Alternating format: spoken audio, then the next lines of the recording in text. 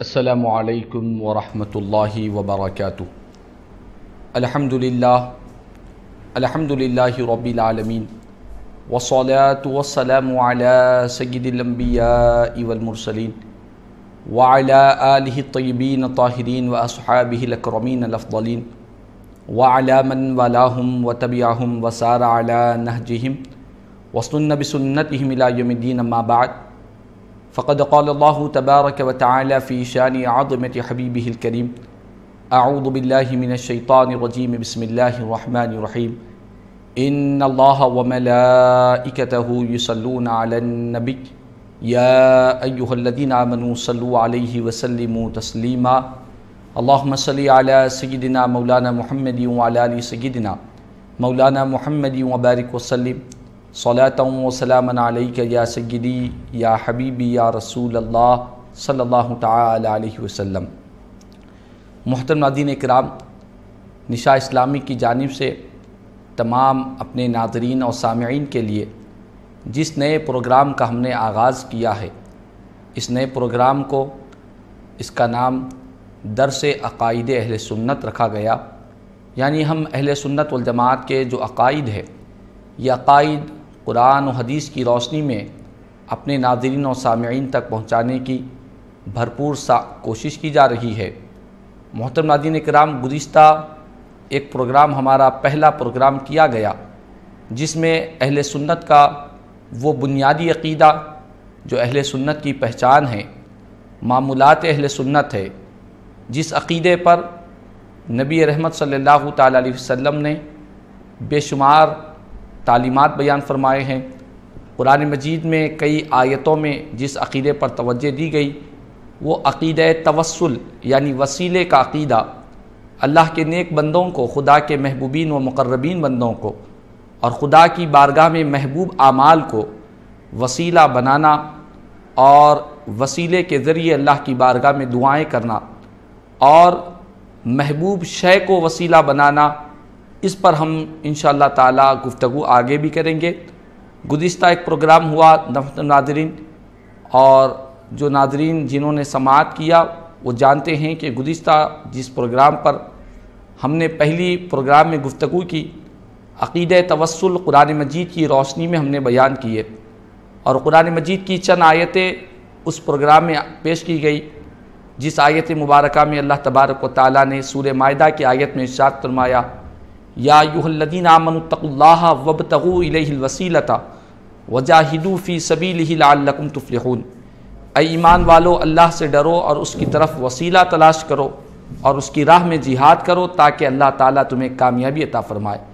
تو اس طرح اس آیت مبارکہ پر، اس کے علاوہ دیگر آیات پر ہم نے سیر حاصل گفتگو کی ہے۔ امید ہے کہ آپ نے اس کو سماعت کیا ہوگا۔ اگر آپ نے نشاء اسلامک چینل پر سماعت نہیں کیا ہے تو نشاء اسلامک یوٹیوب پر بھی آپ اس چینل کو دیکھ سکتے ہیں،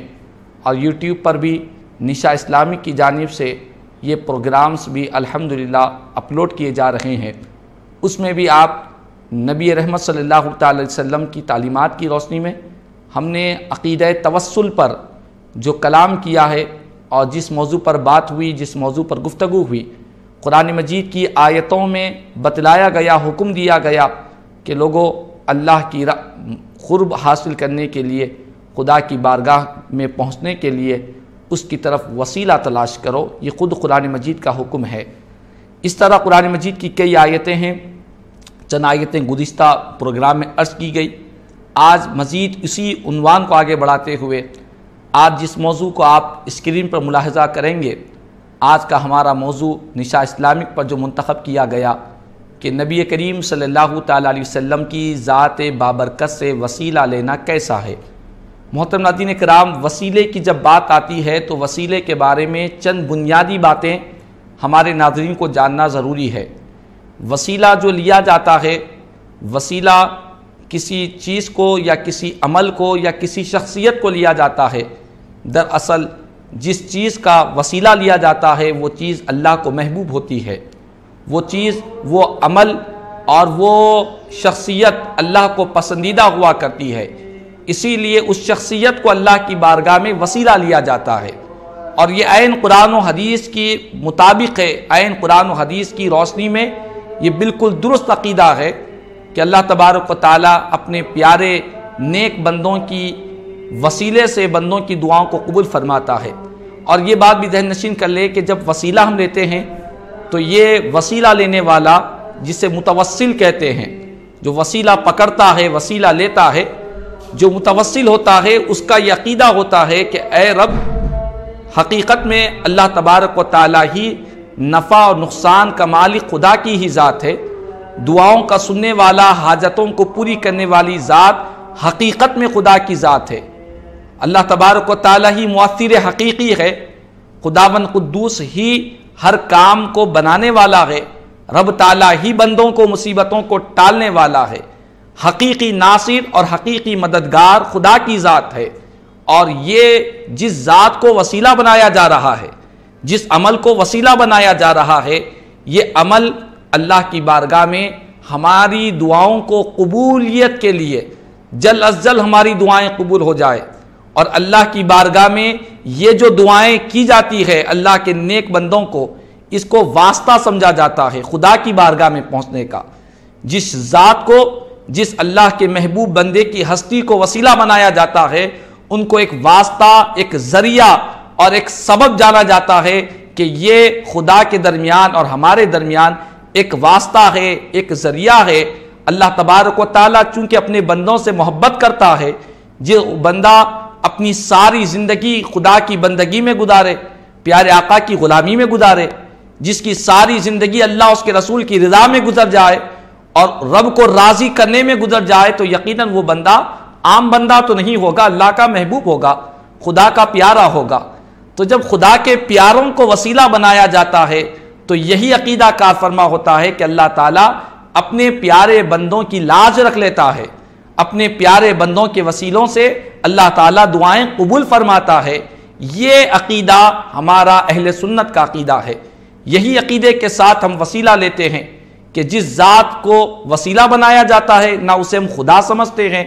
نہ اسے مؤثر حقیقی سمجھتے ہیں، نہ اس اللہ کی نیک ہستی کو نہ خدا سمجھتے ہیں، نعوذ باللہ من ذالک، نہ نفع بالذات، اپنی ذات سے نفع دینے والا سمجھتے ہیں، بلکہ ہمارا یہ عقیدہ ہوتا ہے کہ جس ذات کو، جس شخصیت کو، جس ہستی کو، خدا کے جس محبوب بندے کو وسیلہ بنایا جاتا ہے، اللہ تعالیٰ اس نیک بندے کے وسیلے سے، اس نیک بندے سے اللہ تعالیٰ محبت فرماتا ہے۔ اس کی محبت کی وجہ سے اللہ تعالیٰ ہماری مصائب کو، ہماری تکالیف کو، ہمارے رنج و غم کو، جو بھی ہماری دعائیں ہیں، اللہ تعالیٰ اپنی بارگاہ میں قبول فرماتا ہے۔ اور یہ جو ہستیاں، اللہ کے نیک بندے ہم کو جو دیتے ہیں، اور ہم یہ جو عقیدہ رکھتے ہیں کہ اللہ کے نیک بندے ہم کو دیتے ہیں، اس کا مطلب ہرگز یہ نہیں کہ وہ خود سے دیتے ہیں، وہ خود سے نفع پہنچاتے ہیں، وہ حقیقی مددگار ہے، وہ حقیقی مؤثر حقیقی ہے، وہ حقیقت میں نفع نقصان کے مالک ہے۔ یہ ہم اہل سنت کا عقیدہ نہیں ہے۔ اہل سنت کا عقیدہ یہ ہے کہ اللہ کے نیک بندے، خدا کے محبوب بندے، خدا کے پیارے بندے، خدا کی پسندیدہ شخصیات جن سے خدا محبت فرماتا ہے، یہ جو بھی دیتے ہیں، یہ جو بھی عطا کرتے ہیں، در حقیقت یہ اللہ کی عطا سے ہمیں دیتے ہیں، خداوند قدوس کی مدد سے ہمیں دیتے ہیں، خدا کے اذن و ارادے سے اللہ کے نیک بندے ہمیں عطا فرماتے ہیں۔ یہ عقیدہ اہل سنت ہے۔ اسی اہل سنت کے عقیدے کے ساتھ ہم اللہ کی بارگاہ میں وسیلہ لیتے ہیں۔ یہ بات میں اس لیے کہہ رہا ہوں محترم ناظرین کرام، آج بعض لوگ یہ تصور دیتے ہیں اور یہ عقیدہ دینے کی کوشش کرتے ہیں اور یہ غلط فہمیوں میں ڈالتے ہیں، یہ شکوک و شبہات میں ڈال دیتے ہیں۔ کہتے ہیں کہ دیکھو قرآن مجید میں اللہ تعالیٰ فرماتا ہے کہ میں ہی مدد کرنے والا ہوں، میں ہی نفع پہنچانے والا ہوں، اور تم کہتے ہو کہ اللہ کے نیک بندے بھی نفع پہنچاتے ہیں، خدا کے نیک بندے بھی تمہیں فائدہ پہنچاتے ہیں۔ یہ کیسے ہو سکتا ہے؟ اللہ بھی مدد کرنے والا اور مخلوق بھی مدد کرنے والی، لہٰذا اللہ کی صفات میں تم نے شریک کر دیا، لہٰذا شرک ہو گیا، نعوذ باللہ من ذالک۔ محترم ناظرین کرام، بات یہ ہے اگر ہم ٹھنڈے دل سے سوچیں اور قرآن و حدیث کا صحیح مطالعہ کریں تو ہمیں یہ بات واضح ہو جائے گی کہ ہم یہ جو عقیدہ رکھتے ہیں کہ حقیقت میں دینے والی ذات اللہ ہی کی ذات ہے، لیکن اللہ کے نیک بندے جس طرح ایک دنیا میں ظاہری طور پر ہم دیکھتے ہیں کہ کوئی انسان بیمار ہوتا ہے تو ڈاکٹر کے پاس جاتا ہے، طبیب کے پاس جاتا ہے، ڈاکٹرز کے پاس کچھ گولیاں کھاتا ہے، اور کھانے کے بعد جب صحت مند ہو جائے، تندرست ہو جائے، تو کہتا ہے ڈاکٹر صاحب آپ نے میری جان بچا لی، میں تو مر رہا تھا، آپ نے میری جان بچا لی۔ اب یہاں پر یہ سوال یہی پیدا ہوگا کہ جان بچانے والا کون ہے؟ جان بچانے والی ذات تو خدا کی ذات ہے، یہ ڈاکٹر کہاں سے جان بچانے والا ہو گیا؟ تو آپ اور میں یہی کہیں گے کہ یقیناً جان بچانا، حفاظت کرنا، مدد کرنا، شفا دینا، یہ سب خدا ہی کا کام ہے، لیکن اللہ نے کچھ وسیلے بنائے ہیں، کچھ ذریعے بنائے ہیں، کچھ اسباب بنائے ہیں۔ مسبب حقیقی تو خدا کی ذات ہے، لیکن خدا نے بیماری کو دور کرنے کے لیے ڈاکٹرز اور دوائیں، یہ وسیلے ہمارے لیے بنائے۔ خداوند قدوس تو ان کا محتاج نہیں ہے، رب تعالیٰ چاہے تو کن فیکون کا مالک ہے، اسے لفظ کن کہنے کی بھی حاجت نہیں ہے، لیکن اللہ تعالیٰ نے ہمارے لیے دنیا میں یہ اسباب پیدا کیے ہیں، یہ طریقے پیدا کیے ہیں کہ بیماری کو دور کرنا ہو تو ڈاکٹرز کے پاس جانا ہوگا، طبیب کے پاس جانا ہوگا، دوائی کھانا ہوگا، اور تم دوائی کھا کر یہ کہتے ہو کہ ڈاکٹر نے میری جان بچا لی ہے اور دوا کھانے سے مجھے صحت مل گئی ہے، تو محترم ناظرین کرام یہی بات کہنا پڑے گا کہ اگر کوئی یہ کہہ رہا ہے کہ ڈاکٹر نے میری جان بچا لی ہے، طبیب نے میری جان بچا لی ہے، میں تو مر رہا تھا، تو یہ جب کہا جائے گا تو ہر کوئی سمجھے گا کہ یہ ڈاکٹر نے جو جان بچائی ہے، یہ جو بات کہی جا رہی ہے یہ حقیقت نہیں کہی جا رہی ہے، اس کو مجازن کہا جا رہا ہے۔ مجازن کا مطلب یہ ہے کہ عقیدہ تو یہی ہے کہ بچانے والی ذات اللہ کی ذات ہے، لیکن ڈاکٹر وسیلہ بنا، ڈاکٹر ذریعہ بنا، ڈاکٹر سبب بنا، تو سبب اور ذریعے کی طرف اس کام کی نسبت کر دی جاتی ہے۔ اسی طرح ایک اور مثال آپ کو میں بتلا دوں کہ کوئی یہ کہتا ہے خدا نخواستہ کبھی کسی کا کوئی بچہ کسی ٹرک کے نیچے آ گیا، ٹرک کے نیچے آ کر مر گیا، اللہ تبارک و تعالی حفاظت کرے، اگر کسی کے ساتھ یہ معاملہ ہو گیا تو فوراً باپ کہتا ہے کہ ٹرک نے، گاڑی والے نے میرے بچے کی جان لے لی ہے، گاڑی چلانے والے نے میرے بچے کی جان لے لی ہے۔ اب سوال یہ پیدا ہوتا ہے، اللہ تعالیٰ قرآن میں بیان کرتا ہے کہ جان لینے والا خدا کی ذات ہے، جان عطا کرنے والی ذات خدا کی ذات ہے، یہ ٹرک والا، یہ گاڑی والا کیسے لے لیا؟ تو بات یہاں پر بھی یہی کہنی پڑے گی کہ گاڑی والا حقیقت میں جان لینے والی ذات تو خدا کی ذات ہے، خداوند قدوس ہی زندگی دیتا ہے، موت عطا فرماتا ہے، لیکن گاڑی والا، ٹرک چلانے والا چونکہ وہ سبب بنا، ذریعہ بنا، تو سبب اور ذریعہ اور جو واسطہ بنتا ہے اس کی طرف اس کام کی نسبت کر دی جاتی ہے، اور وہ نسبت حقیقی نہیں ہوتی بلکہ مجازی ہوا کرتی ہے، مجازن کہا جاتا ہے، اور یہ قرآن مجید میں بے شمار مثالیں ہیں۔ میں آپ کو مزید مثالیں انشاءاللہ تعالی یہ ابتدائی گفتگو کے بعد میں اس کی مثالیں آپ کو دیتا رہوں گا، آپ کو سمجھ میں آئے گا کہ حقیقت کیا ہے، مجاز کیا ہے۔ قرآن مجید میں اللہ تبارک و تعالی نے اپنے لیے ارشاد فرمایا کہ بے شک اللہ تبارک و تعالی رؤوف ہے، رحیم ہے، بندوں پر مہربانی فرمانے والا ہے، لطف و کرم فرمانے والا ہے۔ پھر وہی رب تبارک و تعالی قرآن مجید میں ایک اور مقام پر ارشاد فرماتا ہے کہ بے شک ہم نے تمہارے درمیان ایک ایسے رسول کو بھیجا ہے جو رسول تمہارے پاس تشریف لائے ہیں، تمہارا مشقت میں پڑ جانا ان کے لیے گراں ہو جاتا ہے، اور وہ رسول تمہارے لیے رؤوف بھی ہے، رحیم بھی ہے۔ ایک طرف خداوند قدوس نے اپنے لیے رؤوف اور رحیم کی صفت بیان کی، اور اپنے پیارے محبوب کے لیے بھی رؤوف اور رحیم کی صفت بیان کی۔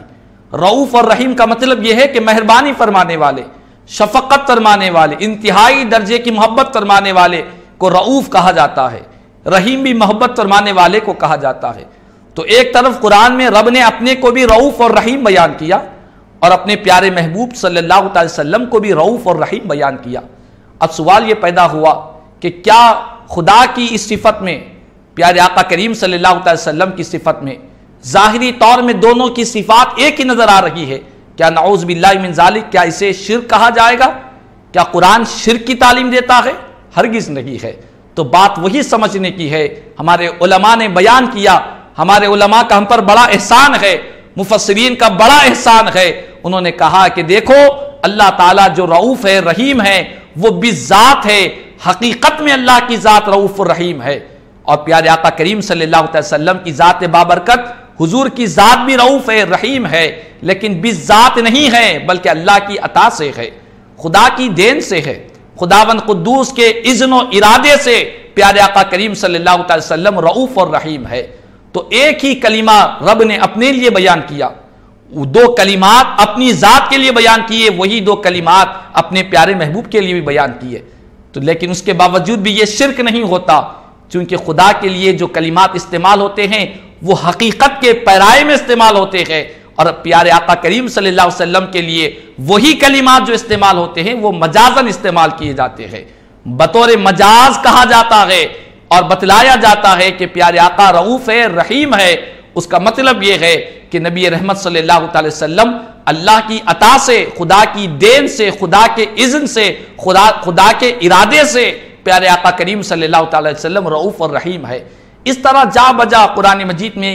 اس طرح کا معمول رہا، قرآن مجید کی میں اس طرح کی آیتیں ہیں۔ ایک مقام پر اللہ تبارک و تعالی ارشاد فرمایا،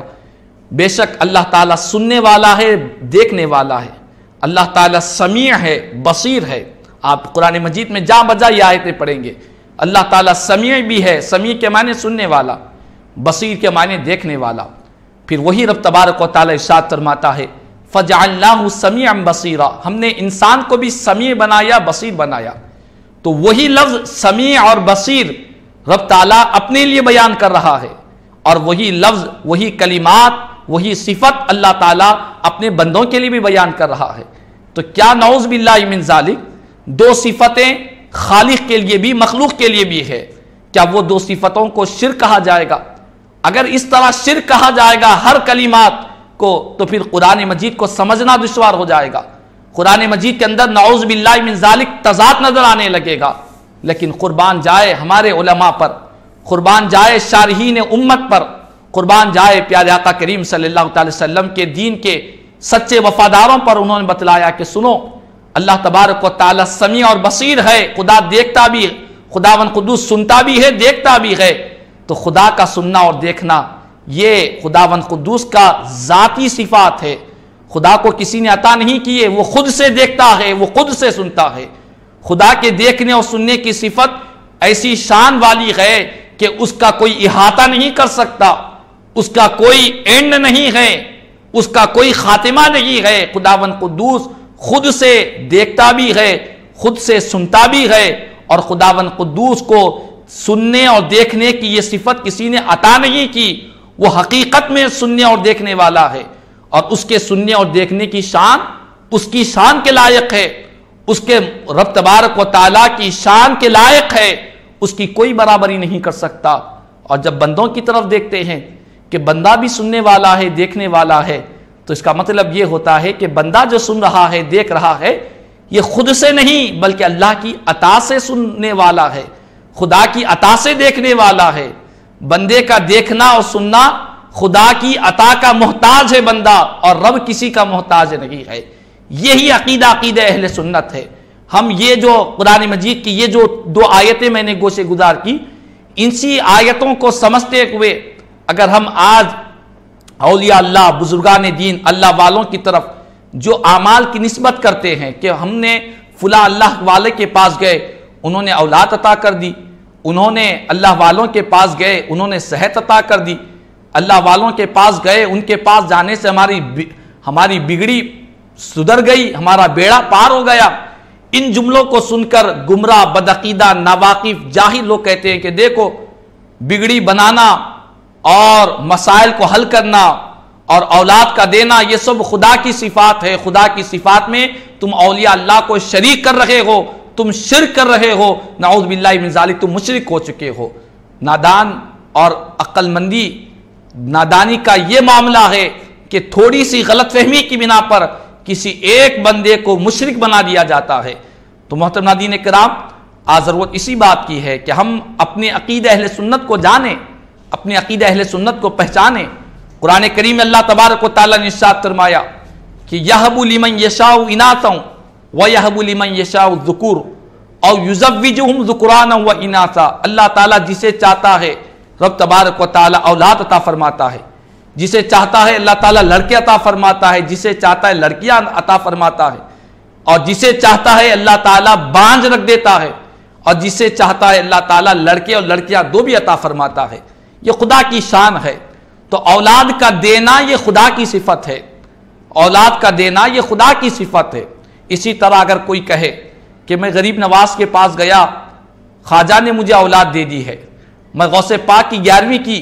غوث پاک نے ہمیں اولاد دے دی ہے، تو یہ جو غوث پاک کی اولاد کی جو نسبت کی جا رہی ہے اللہ والوں کی طرف، بزرگان دین کی طرف، کہا جاتا ہے کہ دیکھو اللہ تعالیٰ قرآن میں بیان کر رہا ہے کہ میں اولاد دیتا ہوں اور تم کہتے ہو کہ غوث اعظم نے اولاد دی، تم کہتے ہو غریب نواز نے اولاد دی، یہ کیسے ہو سکتا ہے؟ لہذا یہ شرک ہو گیا، نعوذ باللہ من ذالک۔ محترم ناظرین کرام، آپ اس بات کی حقیقت کو جانیں اور اس حقیقت و مجاز کے فرق کو سمجھیں۔ یہ جو کہا جاتا ہے کہ اللہ کے نیک بندے کچھ دیتے ہیں، چاہے وہ اولاد ہو، چاہے وہ روٹی روزی ہو،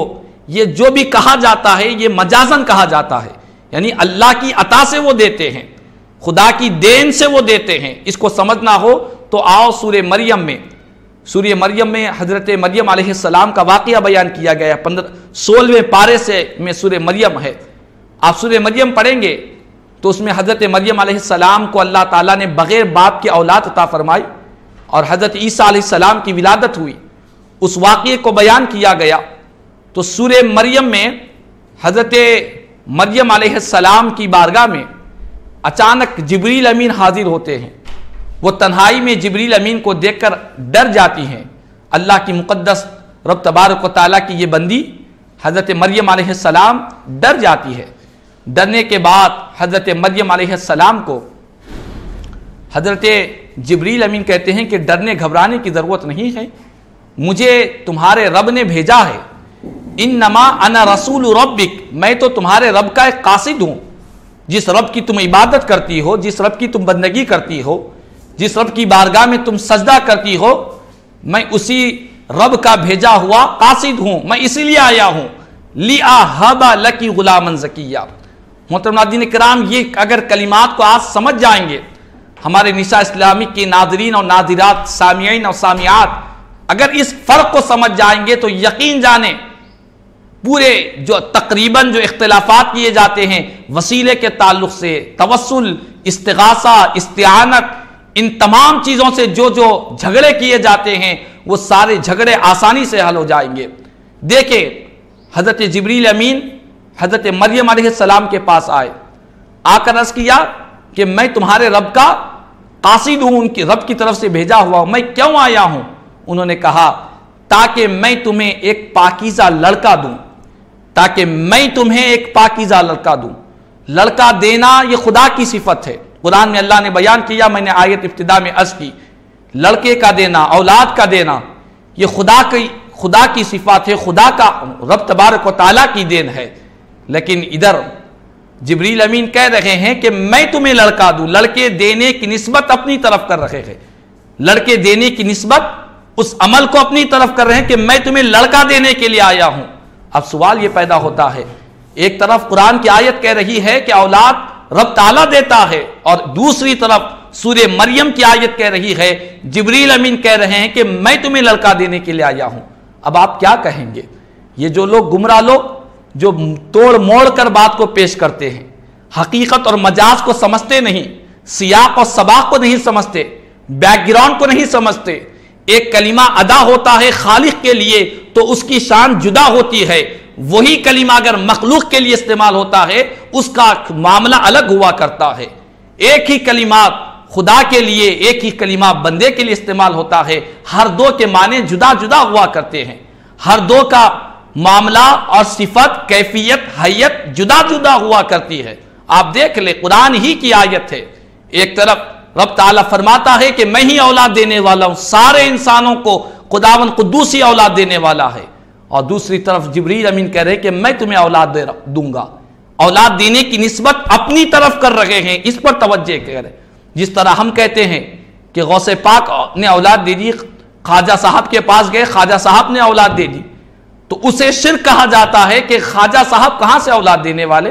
بندہ نواز کہاں سے اولاد دینے والے؟ رب تعالیٰ فرما رہا ہے کہ میں اولاد دینے والا ہوں۔ یہ جو اعتراض کیا جاتا ہے وہی معترضین سے پلٹا کر سوال کرے کہ دیکھو جبریل امین یہ تو خدا نہیں ہے، یہ تو خدا کے نورانی مخلوق فرشتے ہیں، یہ خداوند قدوس تو نہیں ہیں، بلکہ وہ فرشتے ہیں، پیغمبروں کے پاس آیا کرتے ہیں، پیغمبروں کے پاس وحی لایا کرتے ہیں، وہ جبریل کہہ رہے ہیں کہ میں تمہیں اولاد دے رہا ہوں، اولاد دینے کی نسبت اپنی طرف کر رہے ہیں۔ اس کا کیا مطلب؟ تو محترم ناظرین اکرام، اس کا مطلب وہی ہے جو میں نے آپ سے ابتدا میں عرض کیا کہ اس کا مطلب یہ ہے کہ رب تعالیٰ فرماتا ہے کہ جس آیت میں کہ میں تمہیں اولاد دیتا ہوں، اس کا مطلب یہ ہے کہ حقیقت میں اولاد دینے والی ذات میری ذات ہے۔ حقیقت میں لڑکے ہو یا لڑکیاں ہو یا دونوں مل کر ہو یا کوئی بانجھ ہو، یہ سب دین کا معاملہ حقیقی ذات خدا کی ذات ہے۔ اور ادھر جبریل امین کہہ رہے ہیں کہ میں تمہیں لڑکا دینے کے لیے آیا ہوں حضرت مریم علیہ السلام سے، تو یہ جبریل امین خود سے نہیں دے رہے ہیں بلکہ اللہ کی عطا سے دے رہے ہیں۔ یہ ذریعہ بن رہے ہیں، یہ سبب بن رہے ہیں، جس ذریعے اور سبب کو اسی عمل کی نسبت ذریعہ اور سبب کی طرف کی جا رہی ہے۔ تو ٹھیک اسی طرح جس طرح جبریل امین اولاد دینے کے لیے حقیقت میں وہ اولاد نہیں دے رہے ہیں، ذریعہ ہے، سبب ہے، ایک واسطہ ہے، تو اسے مجاز کہا جاتا ہے۔ جو ذریعہ ہوتا ہے، جو سبب ہوتا ہے، جو واسطہ ہوتا ہے، اسے مجازن کہا جا رہا ہے کہ جبریل امین کہہ رہے ہیں کہ میں تمہیں اولاد دے رہا ہوں۔ ٹھیک اسی طرح ہم کبھی اللہ والوں کی بارگاہ میں جاتے ہیں، بزرگان دین کی بارگاہوں میں جا کر رب سے دعا کرتے ہیں کہ مولا ہمیں اولاد عطا فرما، تیرے اس پیارے بندے کا واسطہ، سرکار غریب نواز کا واسطہ، غوث پاک کی 11ویں شریف کرتے ہیں ان کی 11ویں کا واسطہ، جو بھی اللہ والوں کی نسبت ہوتی ہے اس نسبت کا واسطہ دے کر دعا کرتے ہیں تو پھر اولاد ہوتی ہے۔ تو کہا جاتا ہے کہ غریب نواز نے اولاد دی، مطلب یہ نہیں ہوتا کہ غریب نواز نے حقیقت میں خود سے اولاد دی ہے، بلکہ غریب نواز اولاد کیا ذریعہ بنے ہیں، سبب بنے ہیں، وہ وسیلہ بنے ہیں، ان کے وسیلے سے، ان کے توسل سے اللہ تعالیٰ نے ہمیں اولاد عطا فرمائی۔ لیکن مجازن نسبت غریب نواز کی طرف کی جاتی ہے، جس طرح مجازن نسبت جبریل امین نے اپنی طرف کی تھی کہ میں تمہیں اولاد دینے والا ہوں۔ تو محترم ناظرین کرام، بات سمجھنے کی ہے، اگر توجہ کریں، سمجھیں، علمی میدان بہت وسیع ہے، قرآن و حدیث کا علم بہت گہرائی والا ہے، قرآن و حدیث کا علم بہت ہی ہماری رہبری والا ہے، لیکن آج افسوس کے ساتھ کہنا پڑتا ہے کہ بہت سے وہ لوگ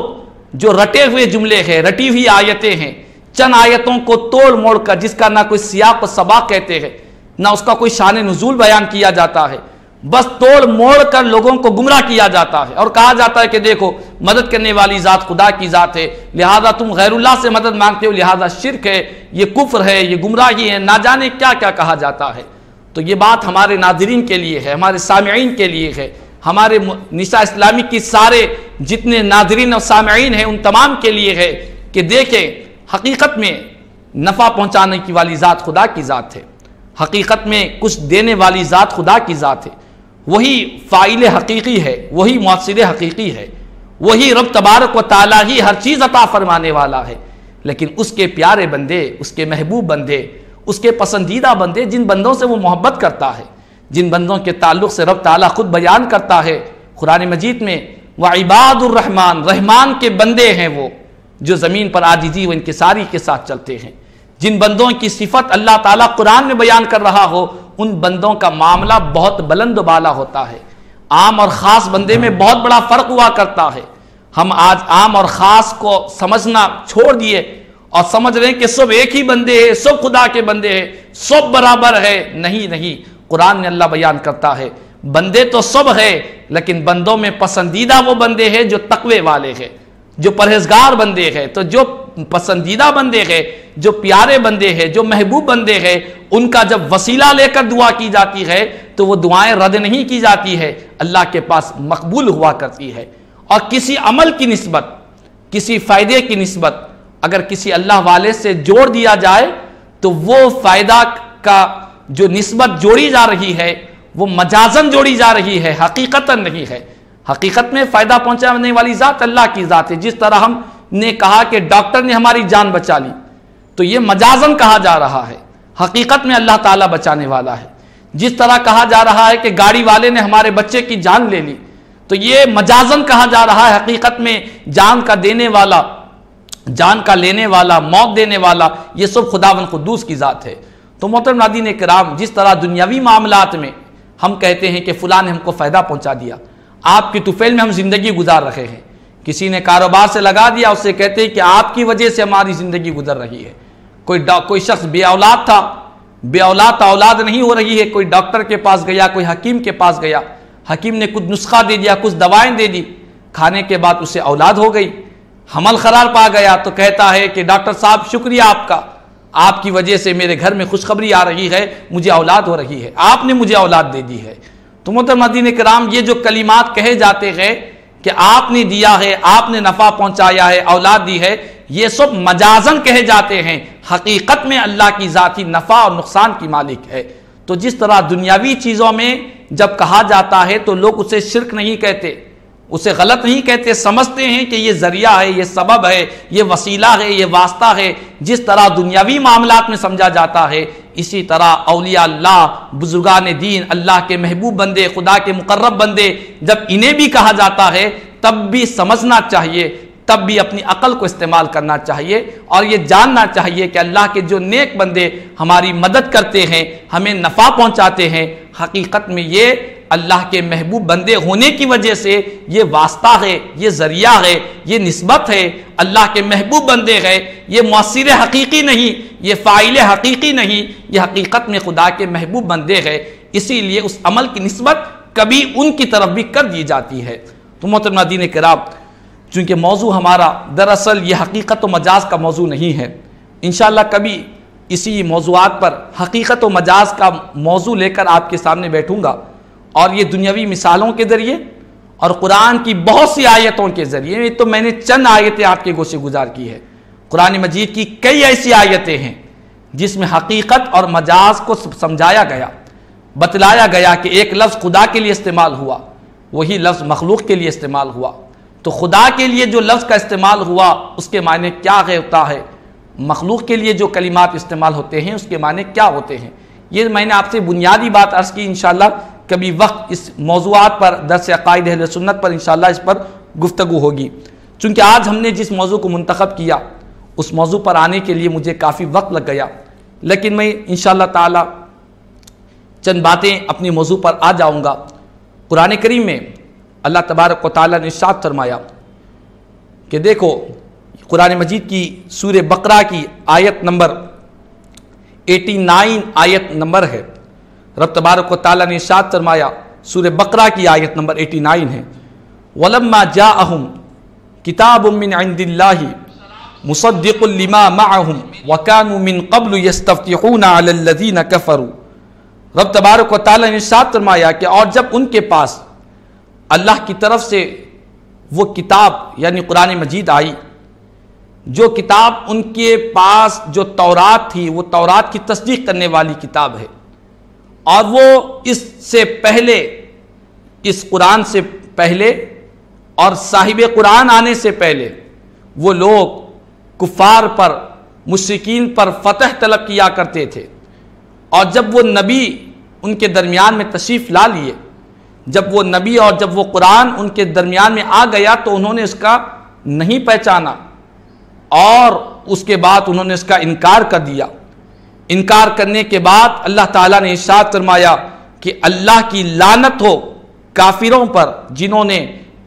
نبی رحمت صلی اللہ علیہ وسلم کا انکار کیا اور آپ پر نازل کی ہوئی قرآن کا انکار کیا۔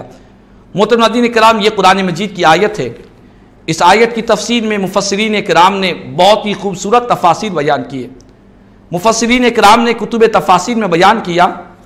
کہ ہمارے اور آپ کے آقا، نبیوں کے تاجدار، امام الانبیاء، سرور کائنات صلی اللہ علیہ وسلم کی ذات بابرکت ابھی دنیا میں حضور تشریف نہیں لائے، حضور کی ولادت نہیں ہوئی۔ پیارے آقا کی ولادت سے پہلے، نبی رحمت صلی اللہ علیہ وسلم کی دنیا میں تشریف آوری سے پہلے، یہ جو یہود تھے، یہ یہود کا معاملہ یہ تھا کہ جب کبھی ان کا مقابلہ ہوتا، یہود یعنی جو اہل کتاب تھے جنہیں اللہ نے تورات عطا فرمائی تھی، یہ یہودیوں کا معمول تھا کہ جب کبھی کفار و مشرکین سے ان کا مقابلہ ہوتا تو یہ لوگ یہود کفار و مشرکین سے مقابلے کے وقت میں اللہ کی بارگاہ میں دعا کرتے، رب کی بارگاہ میں گریہ وزاری کرتے، اور دعا میں ہمارے پیارے نبی صلی اللہ علیہ وسلم کی ذات بابرکت کو وسیلہ بناتے اور رب کی بارگاہ میں عرض کرتے۔ میں آگے ان تمام واقعات کو بیان کروں گا۔ رب تبارک و تعالیٰ کی بارگاہ میں یہ دعا کرتے، اللہم انصرنا بالنبی المبعوث فی آخر الزمان الذی نجد نعتہ وصفتہ فی التوراۃ۔ قرآن کریم میں اللہ تبارک و تعالیٰ نے یہ جو آیت مبارکہ نازل فرمائی،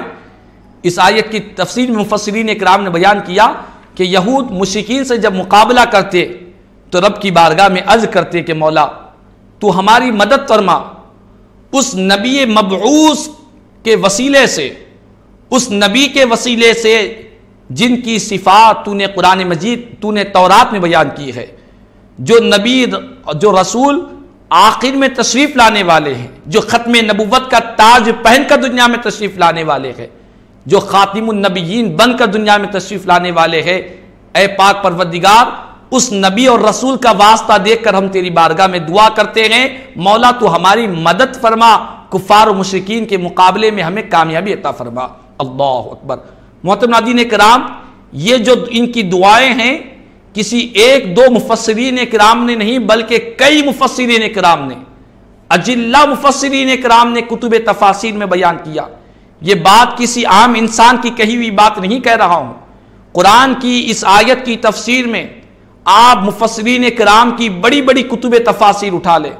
کئی مفسرین کرام نے بیان کیا کہ یہود جب کبھی مشرکین سے مقابلہ ہوتا، جب کبھی مشرکین سے جنگ ہوتی تو ہمارے پیارے نبی صلی اللہ علیہ وسلم کی دنیا میں تشریف آوری سے پہلے، ابھی پیارے آقا کی ولادت نہیں ہوئی، میرے آقا نے اعلان نبوت نہیں فرمایا، ابھی حضور کی بعثت مبارکہ بھی ظاہری طور پر دنیا میں نہیں ہوئی، ولادت سے پہلے یہود پیارے آقا کا وسیلہ لے کر اللہ کی بارگاہ میں دعا کرتے کہ مولا پیارے آقا جو نبی مبعوث ہے، جو آخری زمانے میں تشریف لانے والے ہیں، جن کی صفات، جن کی کیفیت، جن کی شان مولا تو نے تورات میں بیان کی، اس پیارے نبی کا واسطہ تو ہمیں کامیابی عطا فرما، تو ہماری مدد فرما، ہماری نصرت فرما۔ جب یہ دعا کرتے تو اللہ تعالیٰ انہیں کامیابی سے ہمکنار کرتا، اللہ تعالیٰ انہیں کامیابی کی دولت عطا فرماتا۔ تو محترم ناظرین کرام، قرآن مجید میں اس آیت مبارکہ میں وہی اعلان کیا جا رہا ہے کہ دیکھو یہ یہودیوں کا یہ معاملہ رہا کہ جب میرے محبوب دنیا میں تشریف نہیں لائے تو ان کے آنے سے پہلے ان کے وسیلے سے وہ اللہ کی بارگاہ میں دعا کرتے مولا ہمیں کامیابی عطا فرما۔ قرآن بیان کرتا ہے وَكَانُوا مِن قَبْلُ يَسْتَفْتِحُونَ عَلَى الَّذِينَ كَفَرُوا، اور وہ اس سے پہلے یعنی حضور کی آمد سے پہلے، قرآن کے نازل ہونے سے پہلے وہ لوگ قرآن کو اور پیارے آقا کی ذات کو وسیلہ بناتے، قرآن کو اور صاحب قرآن کو وسیلہ بناتے کہ مولا تو جس نبی کو دنیا میں بھیجنے والا ہے جو آخری نبی ہے، اور مولا جس نبی پر تو آخری کلام قرآن مجید کو نازل کرنے والا ہے، اس قرآن کا واسطہ، اس نبی کا واسطہ مولا تو ہمیں کامیابی عطا فرما، مشرکین کے خلاف میں ہمیں فتح عطا فرما، تو اللہ تعالیٰ ان کی کامیابی عطا فرماتا۔ لیکن رب تعالیٰ بیان کرتا ہے فلما جاءہم، پس جب میرے محبوب ان کے درمیان میں تشریف لا لیے جسے وہ پہچانتے تھے، تو لیکن افسوس کی بات ہے جس رسول کو وہ پہچانتے تھے، قرآن میں ایک اور مقام پر بیان کیا الذین یعرفونہ کما یعرفون ابناءہم، کہ حضور کو یہود ایسے پہچانتے تھے جس طرح وہ اپنے بیٹوں کو پہچانتے ہیں۔ اللہ اکبر۔ چونکہ پیارے آقا کی صفات اللہ تعالیٰ نے آسمانی سابقہ کتابوں میں بیان کی کہ ایک آخری نبی تشریف لانے والے، ان کی صفات یہ ہوں گی، ان کی شان یہ ہوں گی، ان کی عظمت یہ ہوں گی، ان کا مقام یہ ہوگا، ان کا جسم مبارک اس طرح ہوگا۔ پیارے آقا کریم صلی اللہ علیہ وسلم کی بے شمار صفات کو اللہ تعالیٰ نے سابقہ آسمانی کتابوں میں بیان کیا، تو اسی پیارے آقا کی صفات کو پڑھ پڑھ کر یہود حضور کو ایسے پہچانتے تھے جس طرح وہ اپنے بیٹوں کو پہچانتے ہیں۔ تو محترم ناظرین کرام، جب وہی پیارے آقا ان کے درمیان میں تشریف لا لیے تو ان بدبختوں نے حضور کا انکار کر دیا، نبی رحمت صلی اللہ علیہ وسلم کو ماننے سے انکار کر دیا، اور حضور پر نازل کیے ہوئے قرآن کا انکار کر دیا۔ رب کی غضب جوش میں آیا، رب تعالیٰ نے فرمایا ایسے کافروں پر جنہوں نے میرے محبوب کو نہ مانا اور میرے محبوب کا انکار کیا اور ان پر نازل ہونے والے قرآن کا انکار کیا، ایسے کافروں پر اللہ کی لعنت برسے۔ اب محترم ناظرین کرام، اب چند مفسرین کرام کی کتب تفاسیر آپ کے گوشے گزار کروں گا۔ یہ جو دعا میں نے آپ کے سامنے ابتدا میں عرض کی کہ یہود جو دعا کرتے اللہم انصرنا بالنبی المبعوث فی آخر الزمان الذی نجد نعتہ وصفتہ فی التوراہ، اے اللہ ہماری تو مدد فرما اس نبی مبعوث کے ذریعے جو آخری زمانے میں تشریف لانے والے ہیں، جن کی نعت اور جن کی صفت مولا تو نے تورات میں بیان کیا ہے، ہم جن کی نعت اور صفت تورات میں پاتے ہیں، ان کے ذریعے تو ان کے وسیلے سے ہماری مدد فرما۔ ان کی اس دعا کو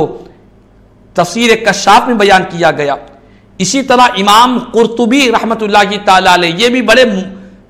مشہور اعلیٰ درجے کے مفسر گزرے ہیں۔ امام قرطبی الجامع لاحکام القرآن میں یہودیوں کے معاملے کو بیان کرتے ہیں کہ حضرت عبداللہ بن عباس رضی اللہ تعالیٰ عنہ فرماتے ہیں، جو حضور کے چچا زاد بھائی ہے، فرماتے ہیں کہ خیبر کے جو یہود تھے، خیبر مقام کے، وہ غطفان قبیلے سے ہمیشہ ان کا جھگڑا ہوا کرتا، قبیلے غطفان سے وہ ہمیشہ جنگ کرتے رہتے۔ تو جب ایک مرتبہ دونوں کی جنگ ہوئی، جنگ ہونے کے بعد یہود شکست کھا گئے، یہود ہار گئے۔ ہارنے کے بعد یہودیوں نے کیا کیا؟ یہودی لوٹ کر آئے اور لوٹ کر آ کر رب کی بارگاہ میں دعا کرنے لگے۔ اب دیکھیں یہودیوں کی دعا کیا تھی۔ ان کی دعا یہ تھی کہ انا نسألک بحق النبی الامی الذی وعدتنا ان تخرجہ لنا فی آخر الزمان الا تنصرنا علیہم۔ یہودیوں نے رب کی بارگاہ میں دعا کیا کہ مولا بے شک ہم تجھ سے سوال کرتے ہیں، تجھ سے مانگتے ہیں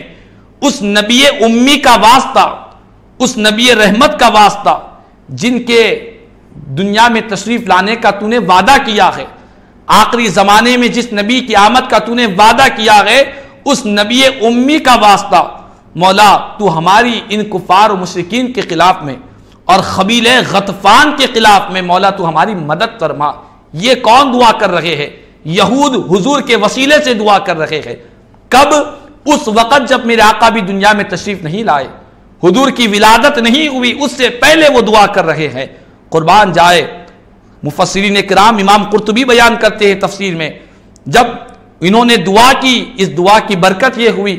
کہ ان کے درمیان پھر سے جنگ ہوئی۔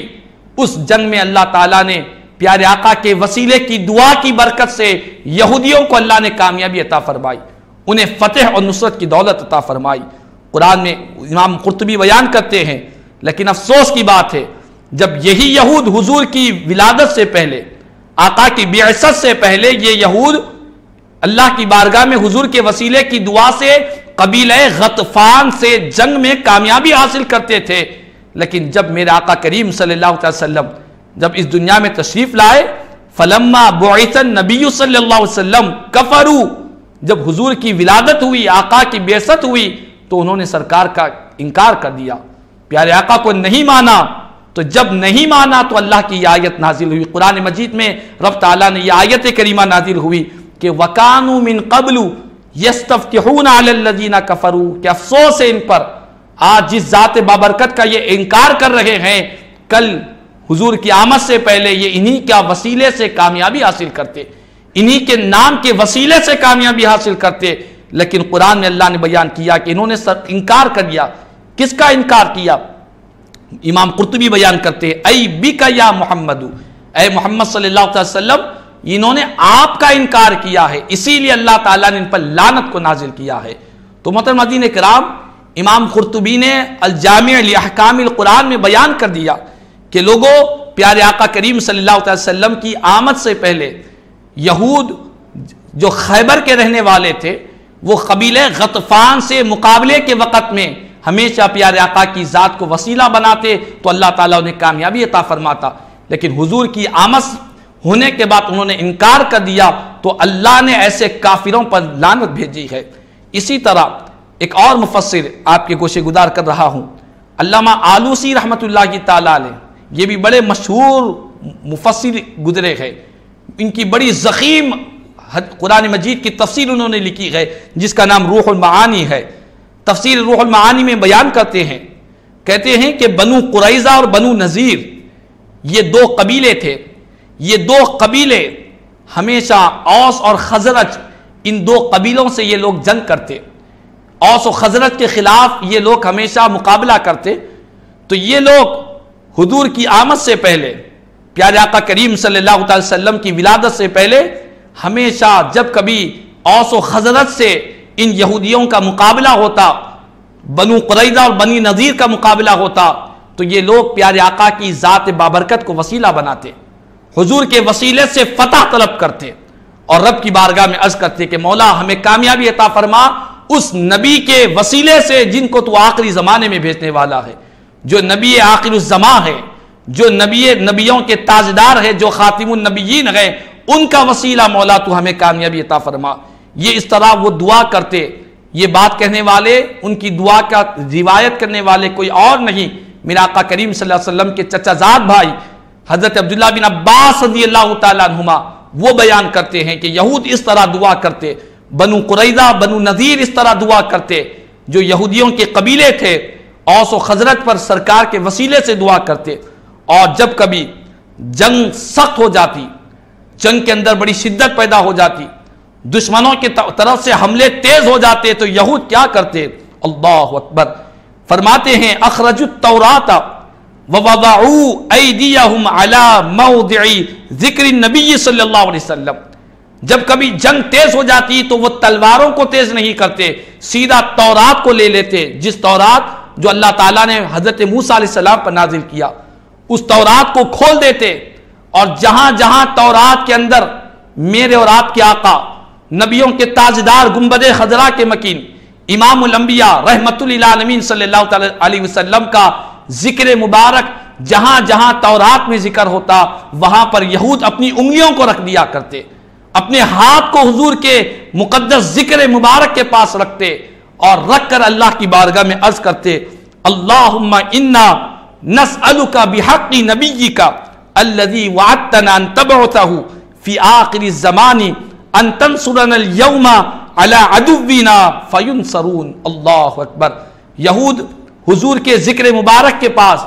تورات کھولتے اور حضور کے ذکر مبارک کے پاس انگلی رکھتے اور رب کی بارگاہ میں عرض کرتے کہ مولا ہم تجھ سے مانگتے ہیں، تجھ سے سوال کرتے ہیں،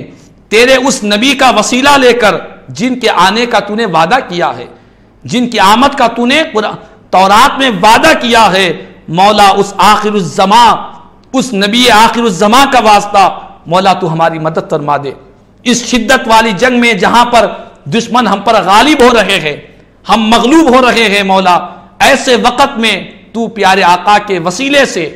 نبی آخر الزمان کے وسیلے سے تو ہماری مدد فرما۔ جب سرکار کے وسیلے سے دعا کرتے تو کیا ہوتا؟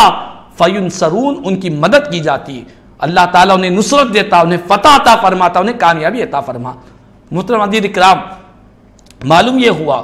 کہ پیارے آقا کریم صلی اللہ علیہ وسلم کی ذات بابرکت کی آمد سے پہلے حضور کا ذکر جہاں پر رہتا، اس ذکر پر انگلی رکھ کر بھی وہ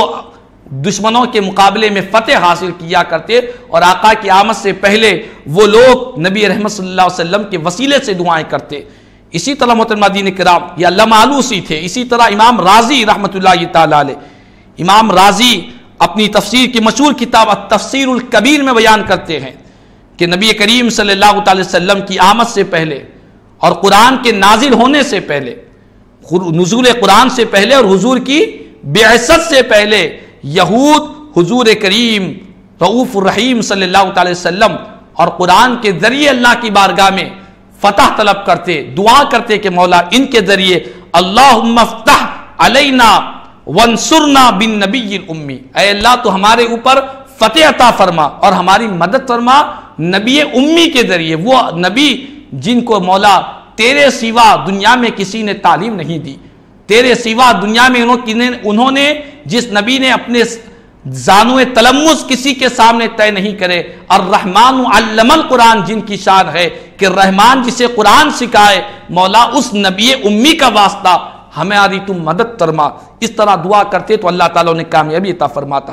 اسی طرح محترم ناظرین کرام، امام جلال الدین محلی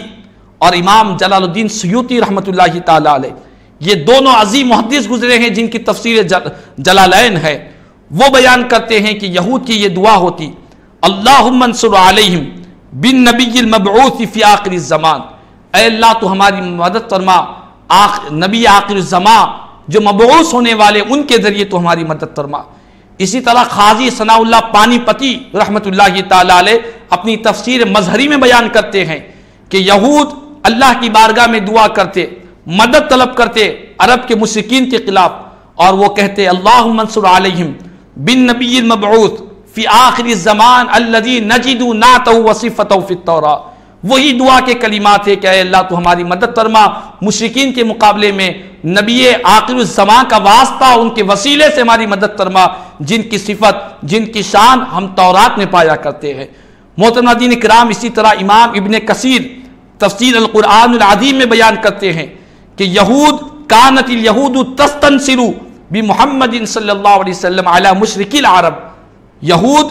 نبی رحمت صلی اللہ علیہ وسلم کے وسیلے سے عرب کے مشرکین پر فتح طلب کیا کرتے، نصرت طلب کیا کرتے۔ اسی طرح کئی محدثین کرام نے، ایک بڑی فہرست سے محدثین کرام نے کتب تفاسیر میں بیان کیا کہ اجلہ محدثین کرام، اجلہ مفسرین کرام کتب تفاسیر میں بیان کر رہے ہیں کہ دیکھو پیارے آقا کریم صلی اللہ علیہ وسلم کی آمد سے پہلے جس طرح حضور کی ذات کو وسیلہ بنایا جا رہا ہے، پیارے آقا کریم صلی اللہ علیہ وسلم کی بھی آمد نہیں ہوئی۔ آج بہت سے لوگ یہ بھی کہتے ہیں کہ جو لوگ باحیات ہے، زندہ ہے، ان کو وسیلہ بنایا جا سکتا ہے، جو لوگ دنیا میں نہیں ہیں ان کا وسیلہ نہیں بنایا جا سکتا ہے۔ ان کو بھی اصلاح کر لینا چاہیے کہ دیکھو میرا آقا کریم صلی اللہ علیہ وسلم کی ابھی ولادت نہیں ہوئی، میرا آقا کا جسد مبارک ابھی دنیا میں نہیں ہے، حضور کی ولادت سے پہلے بھی میرا آقا کا جب وسیلہ لیا جا رہا ہے، توسل لیا جا رہا ہے اور حضور کے وسیلے سے دعائیں کی جا رہی ہے، تو میرا آقا کے وصال مقدس کے بعد وسیلہ لینا کیسے ناجائز ہوگا؟ حضور تو دنیا میں تشریف آنے کے بعد، میرا آقا کے وصال کے بعد، جب میرا آقا گنبد خضرا میں باحیات ہے، امت کے احوال سے واقف ہے اور نبیوں کے جسم کو زمین نہیں کھا سکتی ہے، اللہ کے نبی زندہ ہوتے انہیں رزق دیا جاتا ہے، یہ سب احادیث موجود ہے۔ وہ آخر زمان پیارے آقا کریم صلی اللہ علیہ وسلم کو وصال کے بعد کیسے وسیلہ نہیں لیا جا سکتا؟ تو محترم ناظرین کرام، جس طرح حضور کی ولادت سے پہلے وسیلہ لیا گیا، اسی طرح میرا آقا کریم صلی اللہ علیہ وسلم کے وصال مقدس کے بعد بھی حضور کو وسیلہ لیا جا سکتا ہے۔ جس طرح پیارے آقا ولادت سے پہلے اللہ کے محبوب رہے، اسی طرح ولادت کے بعد اور اونچی شان کے ساتھ پیارے آقا کریم صلی اللہ علیہ وسلم اللہ کے محبوب اور خدا کے پیارے رہے ہیں۔ تو محترم ناظرین کرام، کہنے کا مقصد یہی ہے کہ یہ جو عقیدہ توسل ہے کہ پیارے آقا کی ذات بابرکت کے تعلق سے حضور کی ذات کو جو وسیلہ بنایا جاتا ہے، یہ وسیلے کا تعلق آج سے نہیں بلکہ صدیوں سے چلا رہا ہے، بلکہ سینکڑوں سالوں سے چلا رہا ہے۔ حضور کے وسیلے سے ہر دور میں، ہر زمانے میں، ہر امت نے فائدہ اٹھایا ہے۔ بالخصوص یہودیوں نے تو دعائیں کی ہے، اور ان کی دعاؤں کو بڑے بڑے مفسرین کرام نے کتب تفاسیر میں بیان کیا۔ مفسرین کرام نے یہ نہیں کہا کہ یہ سب غلط باتیں ہیں، من گھڑت باتیں ہیں، یہ غلط باتیں ہیں، کوئی ایک آدھ مفسر کہتا تو ہم اس بات کو رد کر سکتے۔ مفسرین کرام کی بڑی جماعت، وقت کے اجلہ مفسرین کرام کتب تفاسیر میں بیان کر رہے ہیں، قرآن کی اس آیت کی شان نزول میں بیان کر رہے ہیں جو سورہ بقرہ کی آیت مبارکہ ہے کہ یہود حضور کی آمد سے پہلے سرکار کی ذات کو وسیلہ بناتے، فتح طلب کرتے، اللہ تعالیٰ نے کامیابی عطا فرماتا۔ رب نے یہ نہیں کہا کہ وہ لوگ ایسا کرتے تھے، ایسا نہیں کرنا تھا، سرکار کی ذات کو وسیلہ بناتے تھے، انہیں وسیلہ نہیں بنانا تھا۔ رب یہ بیان نہیں کر رہا ہے۔ رب تعالیٰ فرماتا ہے کہ دیکھو میرے محبوب کی آمد سے پہلے وہ وسیلے سے دعا کرتے تو ہم انہیں کامیابی عطا فرماتے۔ جب وہی نبی، وہی رسول ختم نبوت کا تاج پہن کر ان کے درمیان میں تشریف لائے، افسوس انہوں نے میرے محبوب کو جان کر بھی، میرے محبوب کو پہچان کر بھی، یہ بدبخت لوگوں نے میرے محبوب کا انکار کر دیا، نہ مانا۔ ایسے کافروں پر اللہ کی لعنت برستی ہے جنہوں نے میرے محبوب کی آمد سے پہلے ان کے نام کے وسیلے سے دعائیں کی، کامیابیاں حاصل کی، لیکن جب میرے محبوب تشریف لائے، ان پر قرآن کو نازل کیا گیا، پھر اس کے بعد انہوں نے انکار کر دیا۔ ایسے کافروں پر اللہ کی لعنت برستی ہے۔ تو محترم ناظرین کرام، یہ جو وسیلے کا عمل ہے، پیارے آقا کریم صلی اللہ علیہ وسلم کی ذات بابرکت سے وسیلے کا جو عمل ہے، یہ وسیلہ آج سے نہیں صدیوں سے چلا رہا ہے۔ یہ عمل صرف یہودیوں کا ہی نہیں بلکہ دنیا میں سب سے پہلے جو انسان، دنیا میں جن کو بلبشر کہتے ہیں، جو ساری اولاد آدم، تمام اولاد کے حضرت آدم علیہ السلام جو ساری انسانیت کے باپ کہلاتے ہیں، وہ حضرت آدم صفی اللہ علیہ السلام، ان کا بھی عمل رہا کہ انہوں نے بھی میرے اور آپ کے آقا، نبیوں کے تاجدار امام الانبیاء سرور کائنات صلی اللہ علیہ وسلم کے وسیلے سے انہوں نے بھی اللہ کی بارگاہ میں دعا کی، اللہ تعالیٰ کی بارگاہ میں حضور کی ذات کو انہوں نے بھی وسیلہ بنایا۔ کون پیغمبر ہے؟ حضرت آدم علیہ السلام ہیں، جن کی شان میں قرآن مجید کی کئی آیتیں ہیں۔ قرآن مجید میں مختلف مقامات پر آپ کو حضرت آدم علیہ السلام کا نام ملے گا، ان کا تذکرہ ملے گا، ان کی بارگاہ میں فرشتوں کو اللہ تعالیٰ نے جو سجدہ کرنے کا حکم دیا تھا، وہ تمام تر واقعات حضرت آدم علیہ السلام کی شان کو بیان کرتے ہیں۔ وہی آدم، وہی بلبشر حضرت آدم علیہ السلام نے بھی پیارے آقا کریم صلی اللہ تعالی وسلم کی ذات بابرکت کو وسیلہ بنایا ہے۔ چنانچہ محترم ناظرین کرام، اس حدیث پاک کو امام حاکم نے اپنی مستدرک میں اس حدیث پاک کو نقل فرمایا ہے، جو میں حدیث آپ کو سنا رہا ہوں، اور امام حاکم نے اس حدیث کو بیان کر کر یہ کہا کہ یہ حدیث صحیح ہے، اس کے اندر کوئی ضعف نہیں ہے۔ حالانکہ آج بہت سے لوگ جب کبھی کوئی حدیث پاک اہل سنت کے عقائد کی پیش کی جاتی ہے تو یہ بھی بہت بڑا المیہ ہے کہ گمراہ لوگ فوراً اس حدیث کو ضعیف کہہ دیتے ہیں، اگرچہ کہ اس حدیث کے بارے میں کسی نے ضعیف کہا ہے تو دوسروں نے اسے صحیح بھی کہا ہے۔ ان کہنے والوں کے درمیان میں اور جرح و تعدیل کے اماموں کے درمیان میں بھی اختلاف ہوتا ہے، لیکن وہ اختلاف کو چھپا دیتے ہیں، کہتے ہیں کہ یہ حدیث ضعیف ہے، فلاں نے یہ کہا، فلاں نے یہ کہا۔ یعنی عظمت رسول کو ماننے، حضور کی شان کو ماننے کے لیے ان کا دل گوارا نہیں کرتا، ان کے دل کو اطمینان نہیں ملتا آقا کی عظمت کو سن کر، وہ فوراً وہ حدیث کی رجال پر چلے جاتے ہیں اور فوراً ڈھونڈتے ہیں کہ کسی نے اس کو ضعیف کہا ہے، خوشی کے ساتھ کہہ دیتے ہیں کہ دیکھو جس حدیث سے تم سرکار کی عظمت بیان کر رہے ہو وہ حدیث ضعیف حدیث ہے۔ اللہ اکبر۔ محترم ناظرین کرام، اس حدیث پاک کو میں جو آپ کے گوشے گزار کر رہا ہوں، حضرت آدم علیہ السلام نے میرے آقا کریم صلی اللہ علیہ وسلم کی ذات بابرکت کو جو وسیلہ بنایا ہے، حضور کی ذات بابرکت کے وسیلے سے انہوں نے اللہ کی بارگاہ میں جو دعا کی ہے، اس حدیث پاک کو کئی مفسرین کرام نے بھی بیان کیا، کئی محدثین کرام نے بھی بیان کیا۔ امام حاکم نے مستدرک میں اس حدیث پاک کو نقل کیا اور کہا کہ یہ حدیث صحیح ہے۔ اسی طرح امام بیہقی نے دلائل النبوہ میں اس حدیث پاک کو نقل کیا۔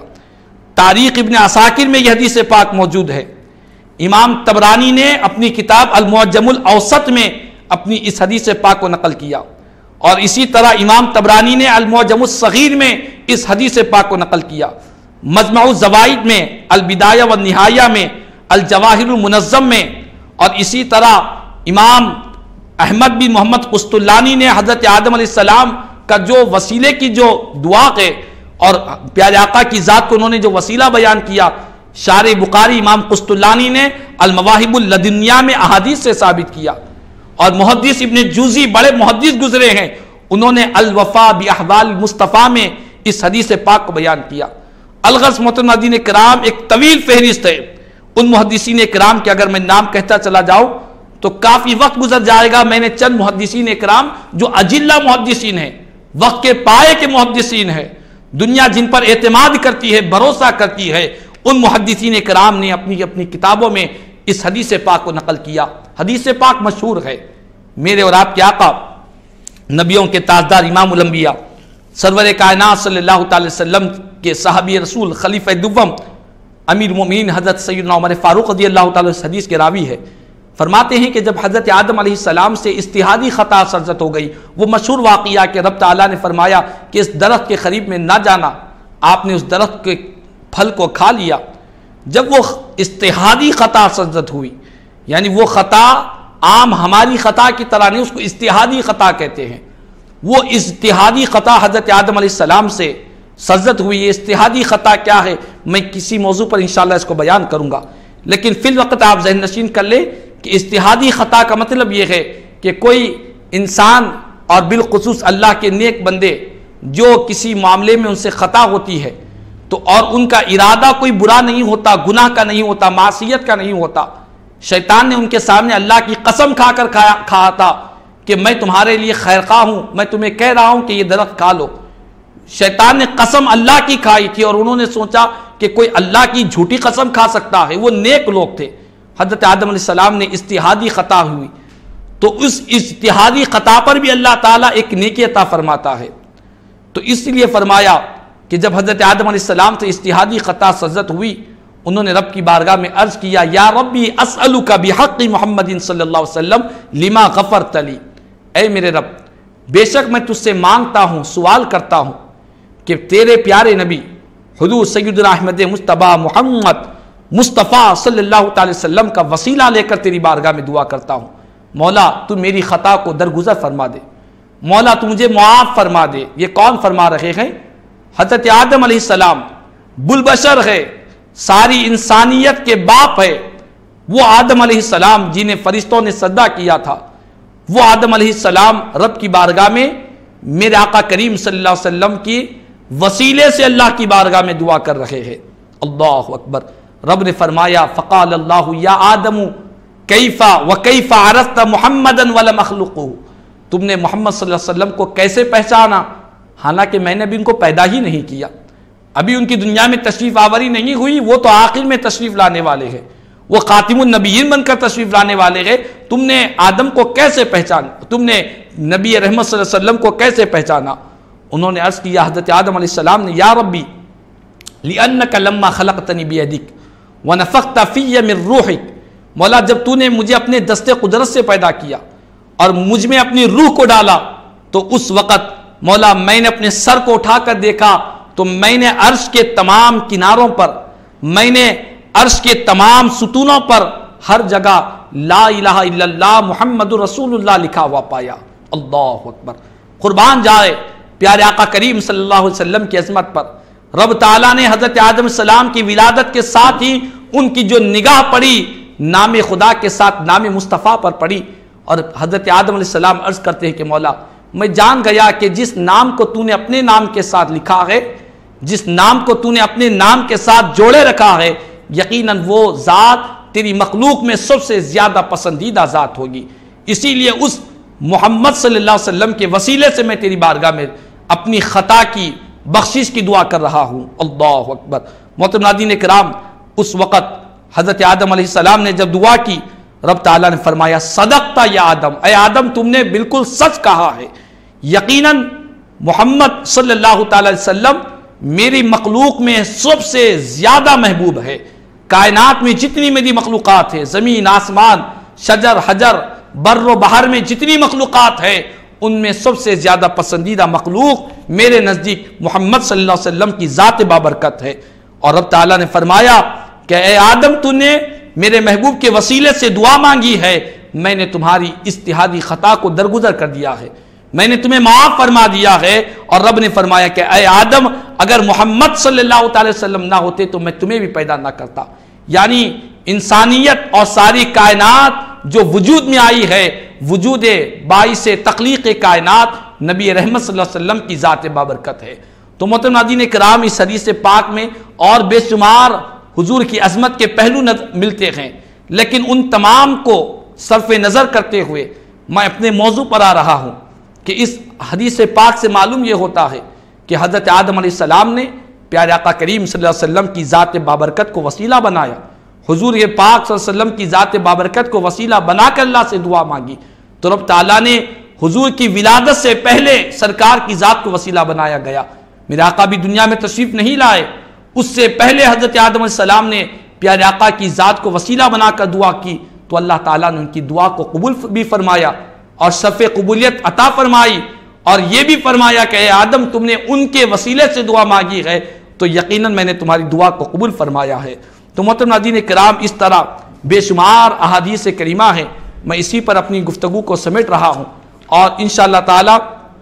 آئندہ موضوعات میں ان تمام چیزوں پر روشنی ڈالی جائے گی۔ یہ جو آج دو باتیں میں نے بیان کی ہے، یہ پیارے آقا کی ولادت سے پہلے، حضور کی دنیا میں تشریف آوری سے پہلے پیارے آقا کریم صلی اللہ علیہ وسلم کی ذات بابرکت کو وسیلہ بنانے کے تعلق سے تھی، اور مزید آئندہ جو بات آئے گی اس میں انشاءاللہ تعالی حضور کی حیات طیبہ میں پیارے آقا کی ذات کو وسیلہ بنانا،